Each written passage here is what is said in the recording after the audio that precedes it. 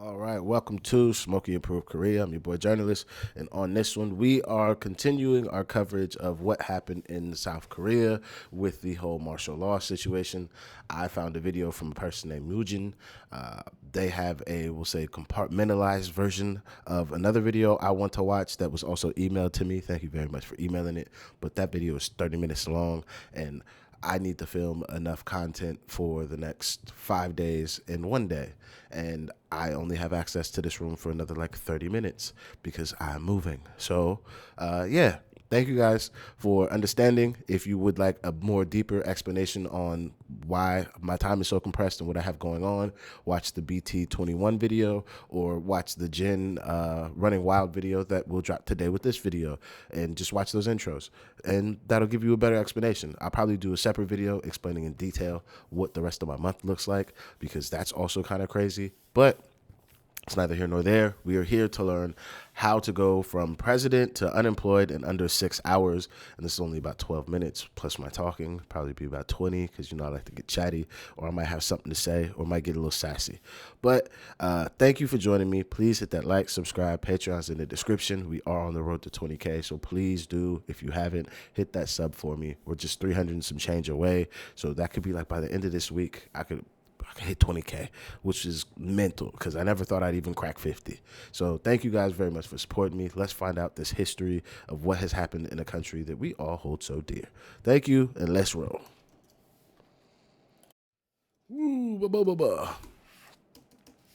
Guys, the South Korea situation is crazy, okay? The president's life's absolutely ruined after one of the dumbest decisions I've seen in my life. The dude tried to pull an Emperor Palpatine, but absolutely failed miserably. Not even half an hour after he stated what he was going to do, the South Koreans all went to the streets and protested. Even though the weather was extremely cold and there was a snowstorm going on, they were not going to deal with his antics.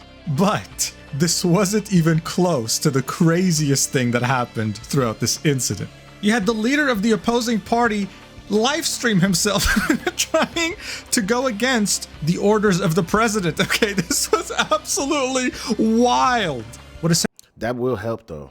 Man jumping the fence doing a live stream, that lets your constituents know, like, yo, my Donnie hopping fences with the hard bottoms. He didn't have to do that. Essentially happened was that the South Korean president enacted martial law hoping to seize full, unquestionable power, mobilizing the military and seeking to disrupt the entire country. In the end, though, he ended up completely underestimating his own citizens and made a grave miscalculation. Make no mistake, this will be in the history books of your children. So I figured we should probably talk about it. Let's do it. On December 3rd, around 10:27 p.m. South Korean time, the South Korean president, with no prior announcement or warning, declared martial law, emergency martial law, saying that he had to rein in the country because too many politicians were corrupt and working with the enemy, which is North Korea. He said he wanted to fix the country. Now, under the constitution of South Korea, the president can by himself actually declare martial law. What he was doing was fully within his rights. But for South Koreans, especially the ones from older generations, martial law was bad news no matter how you worded it. The last time a martial law was imposed was in the year of 1980. A rogue general had taken over the country and imposed martial law on it, closed down all newspapers, silenced anyone who was against him, arrested politicians, and put the country under dictatorship. Many South Koreans tried to go up against him, but unfortunately left this planet doing so, let's just say. The martial law order only ended up being lifted in 1981. After 456 days of suffering. And it was only in 1987 that the Sixth Republic of Korea was written and then put into place in 1988. Ever since then, it's been a democracy and there hasn't been any martial law order imposed. So Korea's only been a democracy for less than 40 years. That's mental. That is mental. They have made such progress economically and socially in 40 years.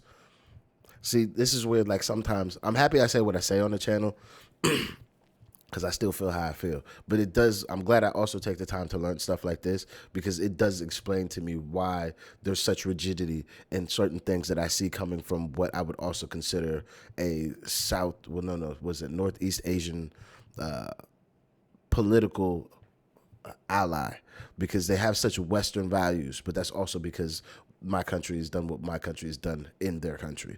So that makes kind of sense, but it also now kind of rings a little truer. It's like, yo, they're like babies. They're little bears. They're like 40 years old. And they just kind of are really getting a grasp on like how they want things to operate and go for their country while also trying to move forward socially at the same time. That's dope. That's dope. Okay.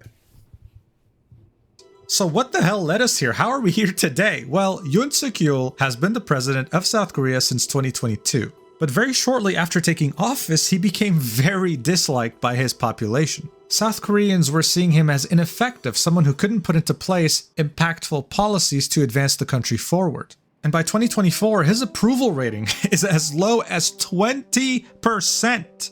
This means that 8 out of 10 South Koreans don't like him and want him out of the office. I mean, I think it's safe to say that even Kim Jong-un has a higher approval rating, and he wasn't even voted in by his population. He is deeply unpopular. This unpopularity stretches even to the National Assembly, where the party that has the majority of votes is the opposing party, the one who is against the president. They're called the Democratic Party. So he hasn't really had much luck there either, not able to pass the bills he wants to pass. Very recently, on November 29th, 2024, the budget that the president wants to pass for 2025 was cut by $2.9 billion. This was done by the opposition party, the Democratic Party. The same party who's been trying to investigate the wife of the president multiple times now over corruption charges, and just very recently started the process to impeach the head of the state audit agency and 3 prosecutors involved in those scandals. So as you can see, the president has a bit of a rivalry with the Democratic Party.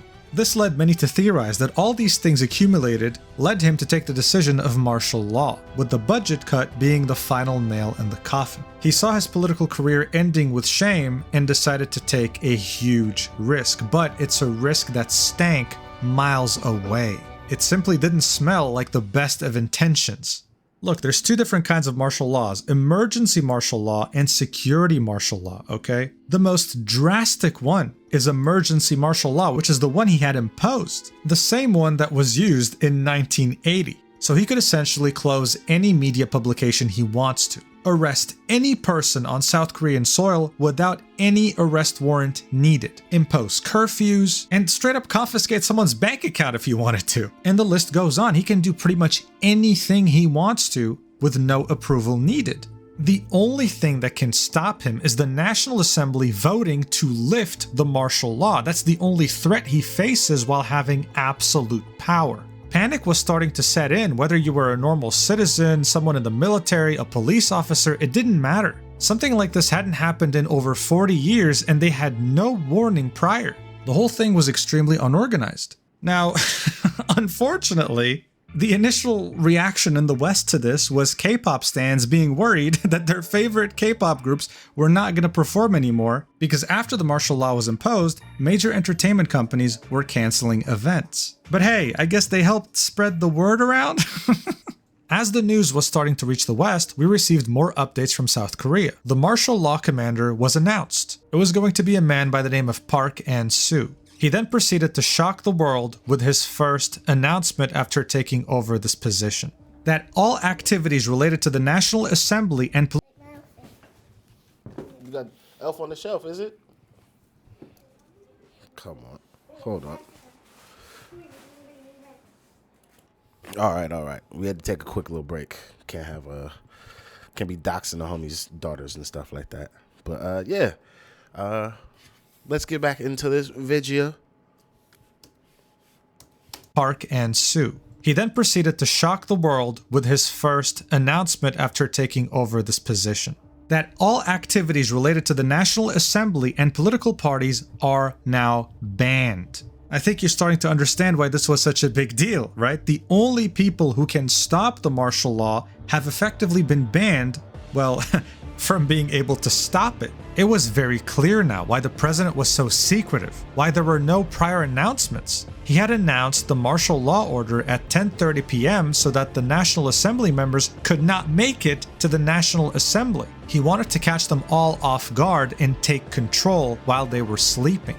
All of this was confirmed when a big problem had revealed itself. the military had been mobilized to block all access to the National Assembly. The stakes at this point could not have been any higher. The South Koreans were essentially seeing their democracy slip through their fingers, and the older generation was having terrible flashbacks back to the year of 1980. But South Korean men are obligated to serve in the South Korean military through conscription, and while women are not obligated to, they can still voluntarily join. This meant that they didn't really fear the military as much as a regular person would, and they weren't just gonna back down. Even after fully understanding the situation, the opposition Democratic Party urgently summoned its members of the National Assembly. They were going to go and lift that martial law even if the entire army was standing in their way. The South Korean people were aware of these efforts, so they made their way to the National Assembly to help them. There's this clip right here that went absolutely viral of a woman holding a rifle in front of her and not giving a single shit about what would happen if it was shot. Watch.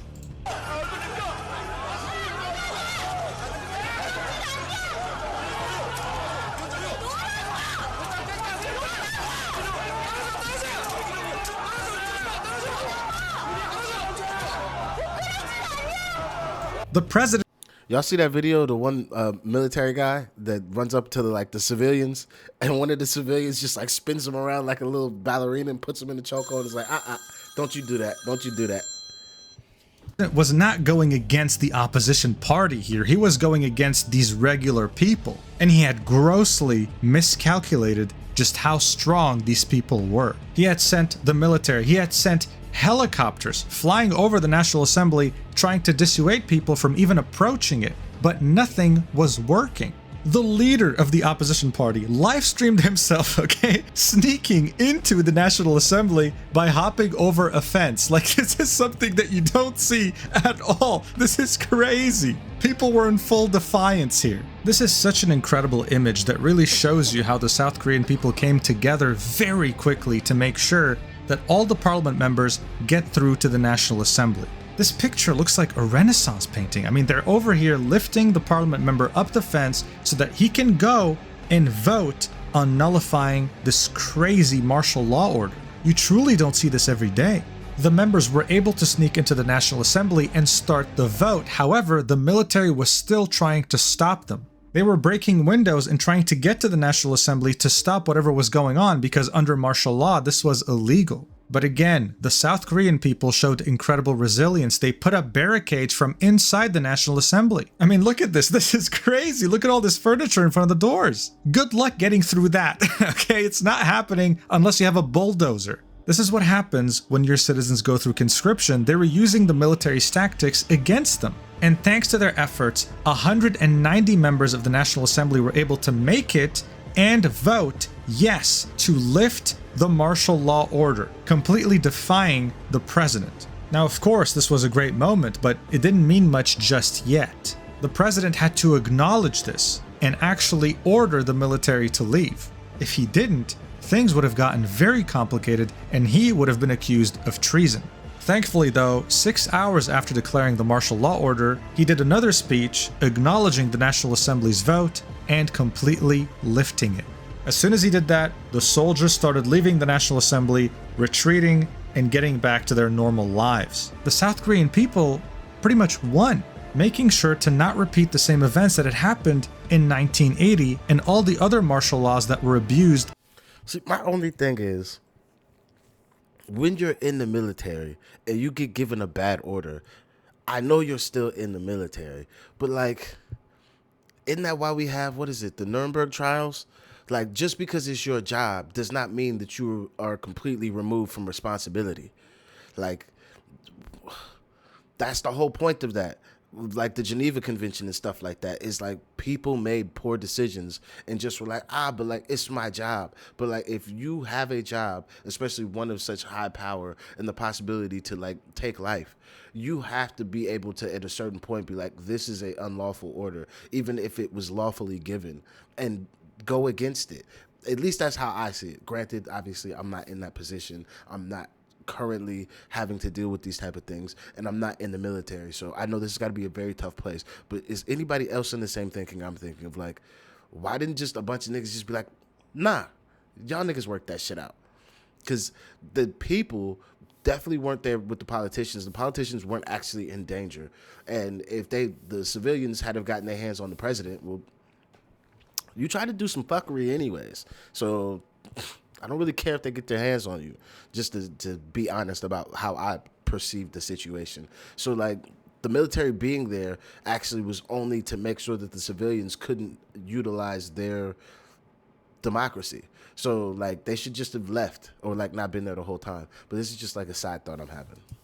By people who wanted to stay in power.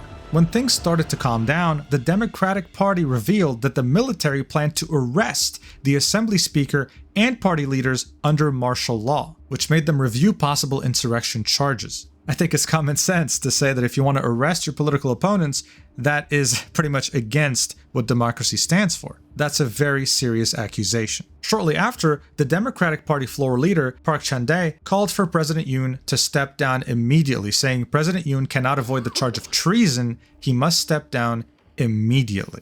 As this was all happening, the senior aides and secretaries of the president have started resigning in droves. This was a complete failed coup, okay? He had turned from dictator to clown in the span of like 4 hours. Even his own senior officials can't back him up anymore. The dude screwed up royally.